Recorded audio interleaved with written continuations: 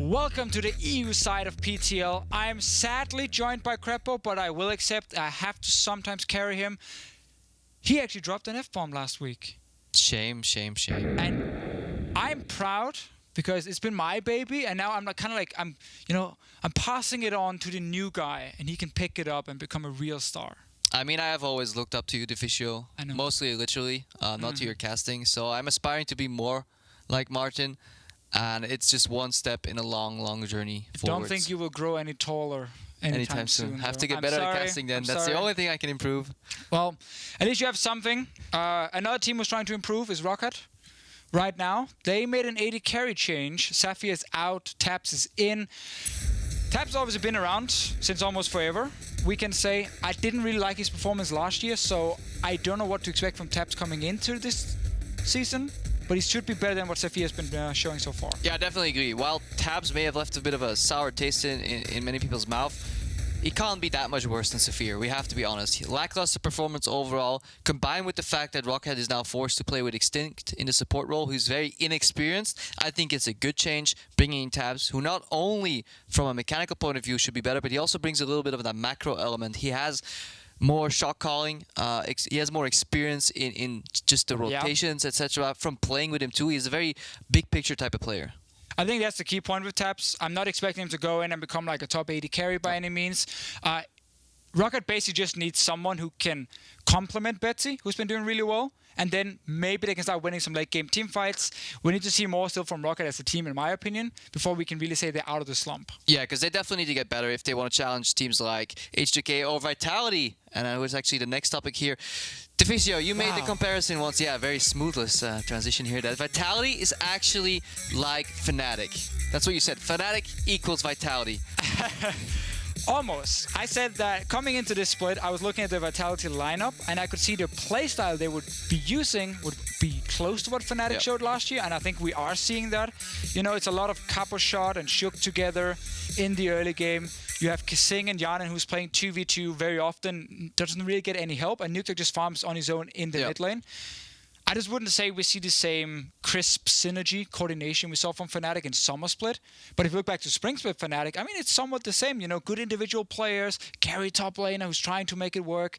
But then they sometimes drop the ball when we look at the big picture, you know, the macro picture. Yeah, that is something a lot of people forget. We have this very clean identity of Fnatic in summer by the fact that they went 18-0, but they even had some struggling matches in that summer split, and by no means was that the same Fnatic that we saw in spring, because spring was sloppy. They were still building the lineup up, and if you compare that to Vitality, yeah, they have the same elements. I mean, the 2v2 lane that plays kind of for the laning phase trades a little bit more on the side of Kasing and Hjarnan, but it's very isolated. But then if you look where Shook spends the most of his time, around the top laner, the same with Reign over in Huni pretty much. The thing is, we talk about, you know, Vitality and Fnatic, and we kind of make excuses for these teams because of the new rosters, new lineups coming in. There's still a team that we obviously talk a lot about in Origin, who doesn't really have that excuse by just making one change. They've kind of admitted, you know, we didn't prepare properly coming into this. We took too long of a break. They're playing G2 this week. Obviously, our match of the week as well, because it's like really big deal for both teams here. G2 is trying to show to everyone they are a legit top team in Europe, and Origin is trying to show they're out of this slump and they want to like keep climbing further up. Better performance from Origin this week. Honestly, still not enough. They solved one problem. So coming into week 3 of the LCS, we highlighted two main issues with Origin. The fact that they weren't working together as a team, and that Power of Evil wasn't performing very well. But at least Power of Evil stopped dying. He went deathless in week 3, so coming into week 4, he's more of a stable player, but the framework still needs to improve. Origin as a team is still not working together perfectly. Yeah, there's too many miscommunications, missed opportunities, honestly, from this team. G2, on the other hand, I think we see the synergy between the players. They're definitely on the same page. They like to play the same kind of League of Legends, extremely aggressive, you know, very fast-paced. Too aggressive sometimes. Sometimes too aggressive, you know, not respecting double teleport or what the other team could do potentially.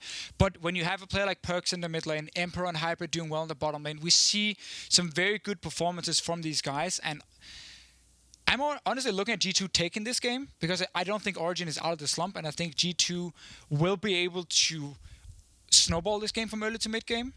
But I wouldn't be surprised, honestly, if it becomes one of these nail biters where potentially there could be a lot of throws back and forth, some missed opportunities here and there, a bad Baron call, we've seen it already, that could then completely turn the game around. Yeah, you think G2's going to win?